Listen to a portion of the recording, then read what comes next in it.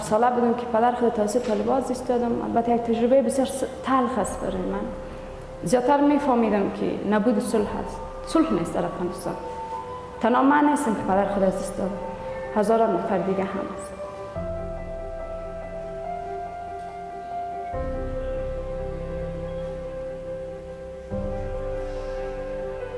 بامیان بودم، صنف 12 مکتب بودم. برادرم آمد کابل که با یک چند نفر از جوانان از اقوام دیگر اونا فعالیت خود شروع کردن. وقتی پس می آمدن بامیان قسم میکرد که ولد گروپ ما از یک قوم هم است، ما به خاطر عدم خشونت صلح کار میکنیم. میگفتم کاش که من هم بتونم مثل از اینا فعالیت بکنم. آمدم به خاطر درس تحصیل کابل. وقتی اینجا آمدم که تیزینا زیادتر بیشتر آشنا شدم. این چادر آبی ما که رنگ آبی داره، یعنی ما زیر یک چتر آبی زندگی میکنیم، زیر یک آسمان. هیچ مرز بین ما وجود نداره. باید ما این مرزها را از بین ببریم، بشکنیم تا بتونیم با هم زندگی بکنیم و صلح خود ما بیاریم.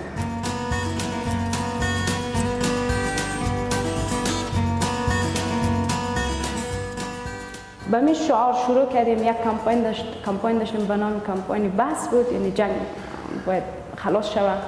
این کمپاین ما جهانی بود. تقریبا ما از 69 کشور جهان امضا جمع کردیم و این قطعنامه‌ای که جنگ بس است کلمه نوشته کرده بودیم. هشتگ نه. کودکای کارگر از روی سرک آوردیم، چون کودکان که سرمایه کشور است. اینا تمام روز در روی سرک با خشونت روبرو هستند.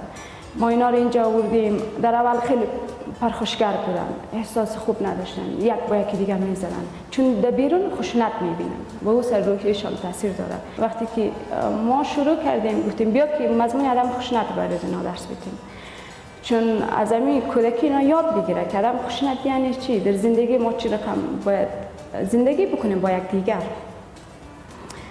فعلا ما میبینیم رفتارشان تغییر کردن، خیلی راحتن، با یک دیگر دوست شدن.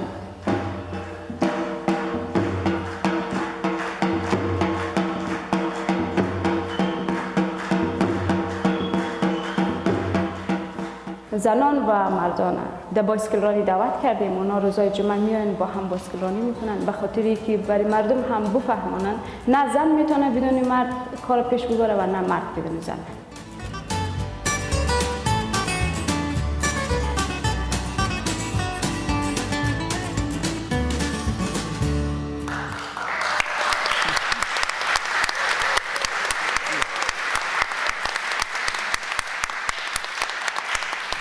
By the way, I brought a bag of the blue scarves with me from Kabul this week, so they're out at our table. So come and talk to us.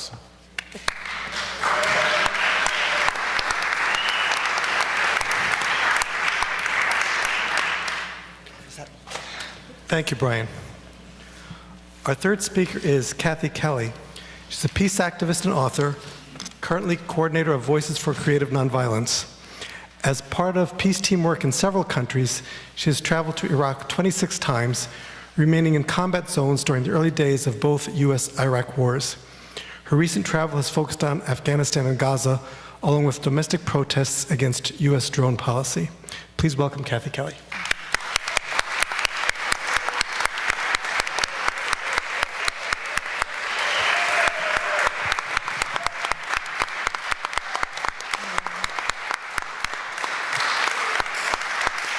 Good afternoon. It's, of course, a privilege to be here with all of you, and with all due gratitude for everybody who worked so hard to organize the conference. Bob, thanks for pulling us together, and Max and Brian, thank you for the wake-up call and for the heartbreak.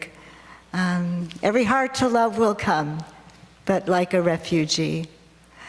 You know, how did we get here? Of course, it's a long, long, long story, but my mind goes back to Rio de Janeiro, an energy summit, when President Bush Sr. said the American way of life is a non-negotiable. And I'm sure many people in here were saying, I'll negotiate. The American way of life is a non-negotiable. And then we learned that it's sewage trickling down the hillsides into Kabul today. Madeleine Albright, 1998, on the Today Show, said, if we have to use force, we must. We are America. We're the indispensable nation. We stand taller than others. We see further into the future. We're, 6% of the world's population. We're not the indispensable nation. I want to tell you something that just sort of discloses some of my own vulnerability to exceptionalism. I went to Ireland as a guest of the Sisters of St. Bridget of Kildare. Cathy, you'll be coming to Ireland now for the 10th anniversary. And it was the 10th anniversary of the pit stop plowshares when, God bless them, 5 Irish people did $2.5 million worth of damage to a US Navy warplane parked on the tarmac. And it happened to be in 2003, slightly before the US shock and awe attack had happened, and I had gone over to Ireland from Baghdad and gave the best talk I could about economic sanctions and the effects, and 3 nights later they went out and attacked the plane on the I didn't tell them to do it, but anyway. So I was their defense witness, and I was pretty sure they're done for, but they had very, very good lawyers, and so they wanted to celebrate the 10th anniversary of that time. And so the Sisters of St. Bridget very wisely said, Cathy, please, will you meet the high school students? And I was to meet them in a field. And these high school kids, they're all dressed up in their plaid blazers and their green shorts, whatever. And they're all kind of poking each other, what are we doing out here in this field? And an Irish historian met with us, and we were outside of a derelict building. It was falling apart. And it was a workhouse from the time when people in Ireland, living in a land blighted by potato famine, as the Brits were taking the potatoes off to other shores, and so many people ran out of any kind of food sustenance work, and they went to the workhouse. And then the Irish historian took us a little further on, and then we were at the graveyard, because that was the route from the workhouse to the graveyard. And the famine in Ireland caused many people to become refugees. The Irish historian then read to the young men who were no longer snickering and laughing the names of the people from just that village who had gone, well, it was a suburb of Dublin, who had gone from the workhouse to the grave, and the names sounded very familiar. What I didn't know was that at that same time in the late Victorian era, as many as 20 million people minimum, possibly 50 million people total, in northern China, in India, in Brazil, in the Maghreb, also died because they didn't have enough to eat. There were El Nino effects that no scientist could have observed or understood then. There were railways, and people could observe and understand that food could have been gotten to many, many of those people. And none of them had committed crimes, but they were people who didn't count. And now here today, here we are facing 20 million people could starve to death in Nigeria, Somaliland, South Sudan, and Yemen. And then that almost unbearable display of exceptionalism. I never watched television. Those of you who are my age and up, you might understand why my students once upon a time would just hit their heads. I thought Farrah Fawcett was a plumbing company. I know nothing about, modern culture. I just don't get it. But when I do watch television, it just about flattens me. And so I had, thinking that I was going to give a talk at Manhattan College in New York, I thought, well, I better watch this Trump speech coming up. And it flattened me. Because in this speech, they had the full galley. It would have been State of the Union, but he hadn't been president long enough. And so you had the senators and the Congress people gathered together. And as most presidents do, actually, when they have those large gatherings, President Trump had invited someone to come whose emotional story would touch many, many people all through the audience and beyond. And so the widow, the bereaved widow of a Navy SEAL, a U.S. Navy SEAL, who had been killed the Navy SEAL was killed, and the widow was present in the audience, and she was trying to keep her composure, and there was a 4-minute standing ovation applauding the woman, and that seemed very, very eerie and strange to me, that alone. And President Trump was shouting, he's up above, he's looking down on you, he'll always be remembered. But nobody ever remembered to even say where Ryan Owen had died. Ryan Owen died in Yemen. He died in what could best be described as a horribly botched United States Special Operations military raid. It was in a small village called Al Hayal. And in that village, late at night, the United States Navy SEALs were to stage the raid, but other villagers came running thinking there's got to be some kind of enemy present. A firefight broke out. Their helicopter was dismantled, and so they called in air support, and projectiles went tearing through people's homes. And one young woman, a young mother, 34-year-old Fahim Mohsen, thought, I can't stay inside of this hut. A projectile had already ripped it apart, and so she scooped up her infant baby and her toddler, and she tried to steer the kids out through the door into the night. And immediately she must have appeared on some kind of a screen, a helicopter gunship perhaps, but a bullet was fired and split her brain in half. The children mercifully survived. But that night, 10 children under age 13 died in Al-Ghayal. 6 women died in Al-Ghayal. But the only person that we can know about is the United States person. The other people don't count, it would seem. And nowhere did anybody say that Yemen was a country on the brink of famine. That Yemen is a country where it's predicted that as many as 7 million people are starving now, and even if they do survive, they'll never be able to have all of their full faculties. Nobody would mention the cholera outbreak. Nobody would mention that the United States, under President Obama, had in 2015 begun to sell tens and thousands and then billions of dollars. You can read Medea's book and you can listen to her speeches, and then you'll learn about how we've armed the Saudis and how the Saudis have bullied and beaten people in Yemen, people who are on the brink of famine, and now 850,000 people face cholera.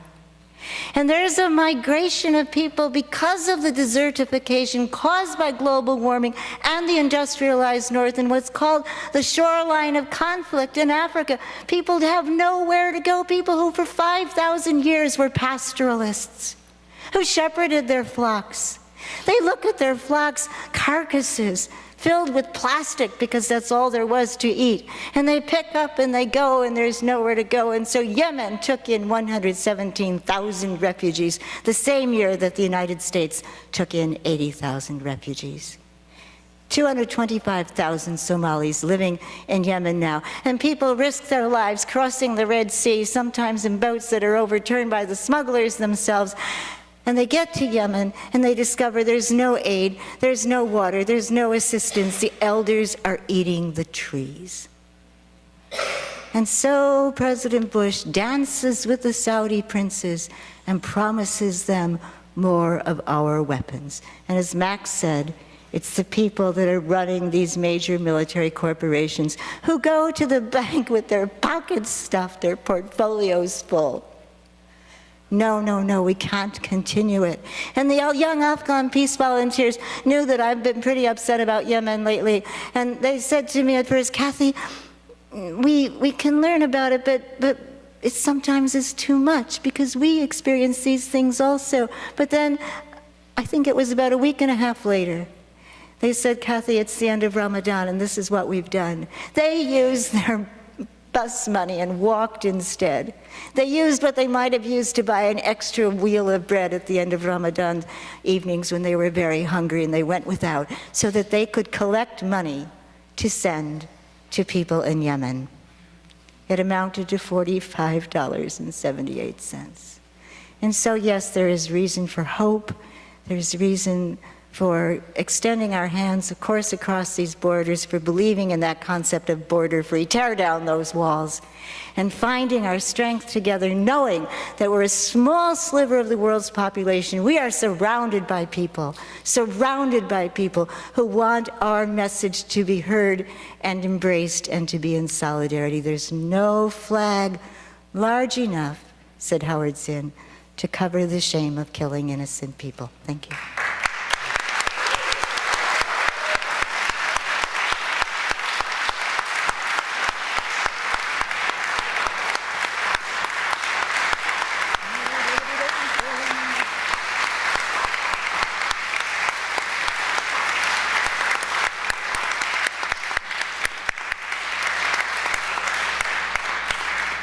Thank you. Those are three very powerful messages. We do have time for questions and answers, so please line up behind the microphones on either side for your questions.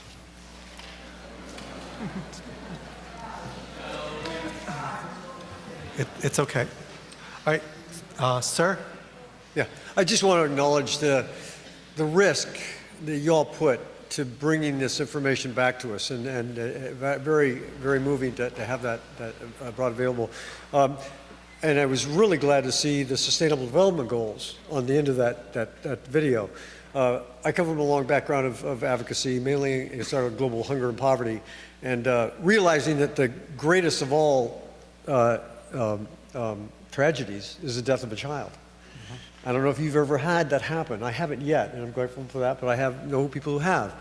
That in 1980, the Presidential Commission on World Hunger said that unless we end the worst aspects of widespread hunger and poverty by the year 2000, we would see more wars, terrorism, pandemics, environmental destruction, refugees. They pretty much nailed it. And the one thing that I see missing from the one element that can bring us all together is the issue of justice. And I want to know why. You know, like Afghanistan had a higher infant mortality before the war than it does now. I go to Haiti once in a while, and I see that looks like a war-torn country without a war. That poverty is an amazing driver of the issues of war, that why this group or why this movement hasn't adopted the issue of justice as a means of preventing war rather than spending so much time trying to stop weapons, the sale of weapons and that issue. So that's my question, is why is there this bubble of environment and peace without justice? And I just don't get it. Who would like to comment? I'll try. I think there's a chant that we hear. You've all heard it on the street, and we've all joined in. No justice, no peace. No justice, no peace. And you hear that repeated over and over again. In the sequence, somebody just walking in on that would not know what the sequence is, because it's just one after the other. And I think they are. You can also say, no peace, no justice.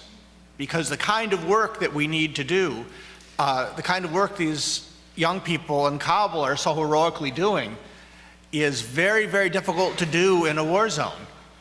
One of the things that happened that was beautiful at this conference I was at with these 30-some young people is many of them were Hazaras, Pashtuns, Tajiks, had never talked to somebody who was a member of one of the other ethnic groups ever before this conference.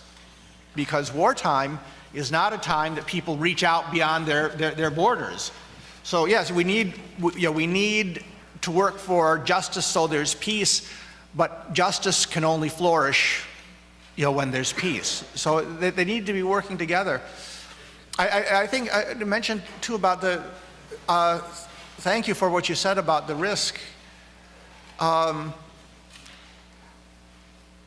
think that when I am aware of the security situation when I go to places like Afghanistan.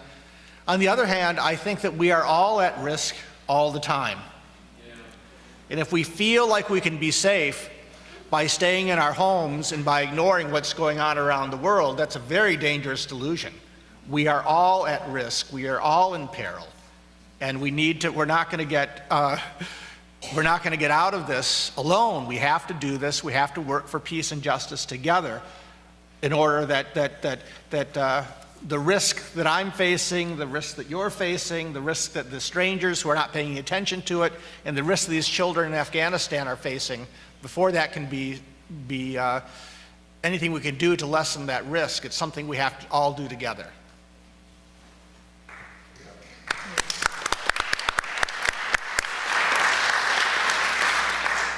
Thank you. Yes, sure. Hi, Mr. Blumenthal, I have your book, Goliath, highly recommend it. And I know you talk about the peace movement in Israel. Did you see evidence of an environmental movement? And if so, was it working with the peace activists? Well, there's a huge peace movement in Israel. It's just spelled P-I-E-C-E, because they want more and more pieces of land. Beyond that, there actually is no peace movement whatsoever. It does not exist in Israel. There's a group called Peace Now, which is actually a racialist movement or a Jewish nationalist movement. Pretty much anything that Zionist effectively is, and they believe in a two-state solution to prevent Israel from being demographically overwhelmed by the indigenous people. They've supported the building of walls and other barriers, ethnic barriers, on ethnic grounds. So this organization is not a peace organization, although they do some good work in monitoring settlement activity. The real peaceniks in Israel are actually the anti-Zionist Jews, and I think they number in the hundreds. Code Pink does some excellent delegations to go out and show support for them. And there are Palestinian citizens of Israel. I mean, you're just talking about inside Israel. And they all work together and do really important, inspiring work. There are very few of them. I mentioned the national security law that governs, the South Korean peace activists. South Korea reminded me a lot of Israel and how militarized the society is. They have full conscription. In Israel, it's for all people. In South Korea, it's just for men. I mean, Israel actually has officially said, we are a trans-friendly army. It's this kind of, they should have like rainbow drones or something over Gaza. They're co-opting that whole intersectional rhetoric to, it's like intersectional colonialism. But the point I was going to make is that, when you have full conscription, you have such a militarized society, it really is impossible to build a strong peace movement because young people are so heavily indoctrinated. And so you have, if you look at the opinion polls, the Israel Democracy Index, you can just Google that.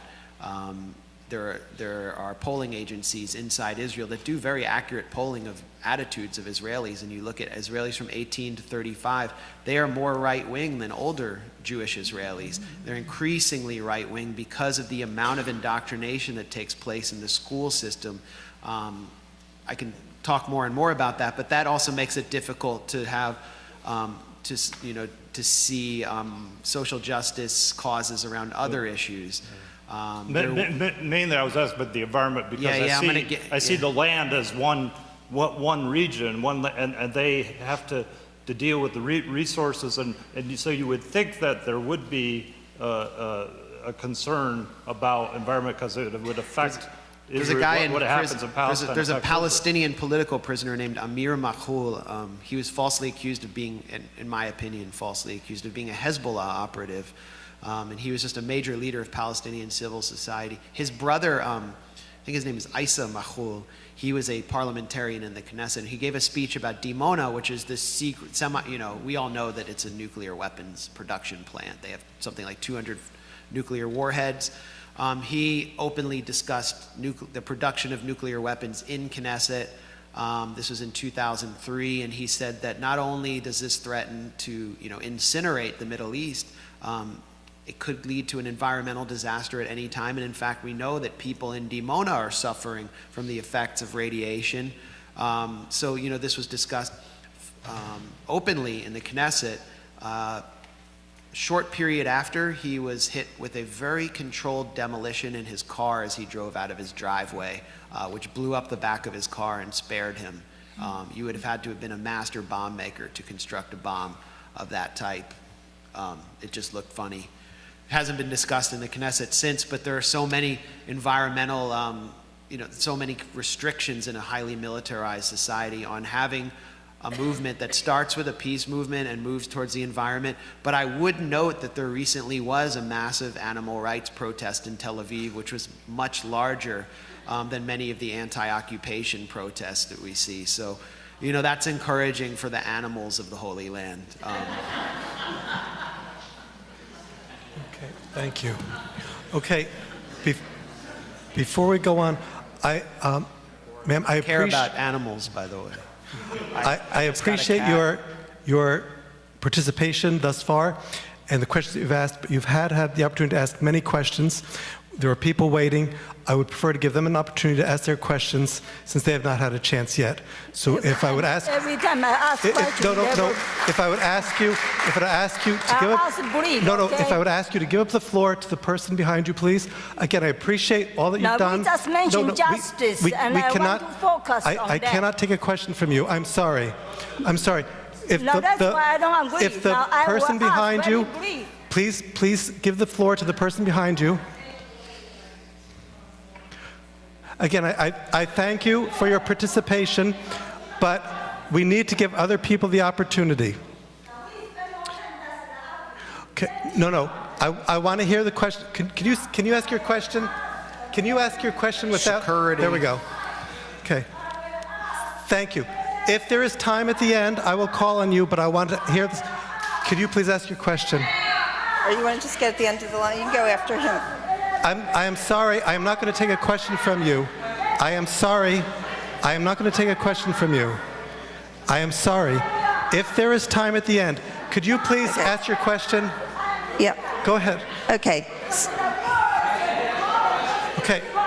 We are not going to take your question. Suggestions You of could how... just get behind him. Just switch your place in line. No, they said that to give me people. Okay. Do you have a question? Do you have a question? Okay, we're going to take this question here. Please go ahead. Sorry about that. Anyway, thank you. This was a very disturbing, obviously painful and disturbing panel. I just had a thought I was wondering about. Yesterday, Bruce Gannon gave a talk about conversion of nuclear weapons contractors into environmental. And something I've been thinking about for a long time is possibility of converting or developing elements within the U.S. military to work more for life than for death and for saving lives rather than for killing people, or maybe something like the Army Corps of Engineers, something like a Corps of environmentalists. And yeah, I think we need a huge amount of human power to come in, like all the images you've seen are like what's going on in Yemen, Afghanistan. And I think, one is they're very well organized, they have a great educational system. Many of the people who join are devoted and disciplined and would be happy for an opportunity to help save lives. So what do you think about evolving, developing, converting some elements within the military to work for life-saving? Unlike many people here, I myself have never been to Cuba, but I have long admired the teams of Cuban doctors and nurses who've gone over to other lands, like Pakistan, for instance, after huge floods that happened. Those Cuban doctors stayed for years, and they're beloved in the many places where they've gone to. So, of course, the United States could be beloved all around the world if we were known, if we were highly regarded as a country that wanted to share, that wanted to be of service, that wanted to open our doors to, help abundance be shared. And it would be so much safer. Our security is founded in extending justice and fairness and friendship. That's where we find our security. And I know we would agree on that. I also, I was the kind of kid who never passed a note in class through 8 years of grade school. So Medea, I know you passed notes, Medea. She just passed me a note, and I forgot to mention, on October 5th at 12 noon, we have an opportunity to protest at the Saudi embassy. So please mark your calendars if you live nearby. October 5th, 12 noon, a protest at the Saudi embassy, and I think it will be important for the Saudis to hear and to understand how determined we are to try to end the war against people in Yemen and so many other places. Yes, and I'm supposed to give a talk the following night, October 6th, but I know Art will forgive me if at the Catholic Worker House I'm otherwise disposed. I'd like to speak to that briefly. the United States, through USAID and actually through the military, the provincial reconstruction teams, has spent more money rebuilding Afghanistan than the entire Marshall Plan that rebuilt Western Europe. But again, most of the country has no electricity, no running water, no roads. It's all eaten away by contractors and subcontractors, mostly here, and some in Afghanistan. There's something in 2009, Oxfam and a bunch of local Afghan and other NGOs, other foreign NGOs, made a statement, a paper, Nowhere to Turn. And it spoke about the danger that happens when the US military is setting up hospitals and clinics and building schools.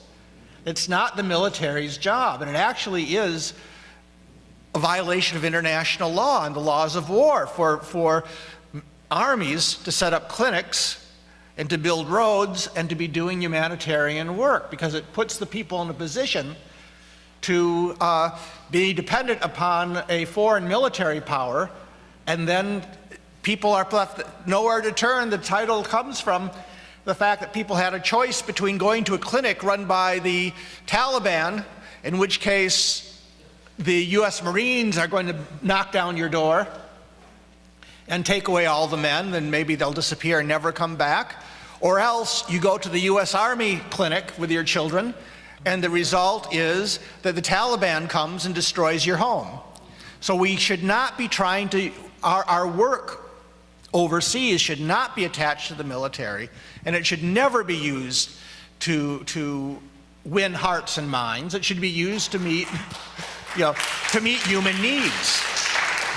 I think the answer to Afghanistan, they do need help from the outside. They do need our money. They do need our support. But it can't be through the military, and it cannot be administered by any American corporation or any governmental body from the United States.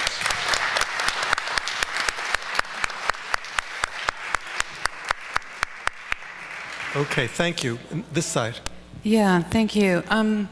I've just spent about 20 years outside the U.S., mostly in war zones and former war zones. And I was up in the mountains in Aceh, and I had taken about $360 that some kids had collected. The people are supporting families on $40, $50 a month in that area. So they're like $12 for this, $60 for that. And this $110, would you please take back for that movement of conscience against war in the United States? And I said, well, we're up beyond electricity and roads. It's kind of hard to get the money up here. And the kids who collected this wanted to support you. And I will never forget their looks. They just looked at me so shocked, and they were like, there's nothing in the world that would support us more than a movement of conscience against war in the United States. If we could give you the whole thing, we would. Okay. These are people with no education, no electricity, no internet. And I will tell us that this is one of the biggest blinders of privilege. That it's shocking how much people who have so little access, so little information, so little education can see the problem so clearly. And I would invite us all to try to get over being too smart. And so how do we talk to each other in really simple ways? And one of the things I have done, I'm trying to come back to the US after that story. And so one of the things I've gone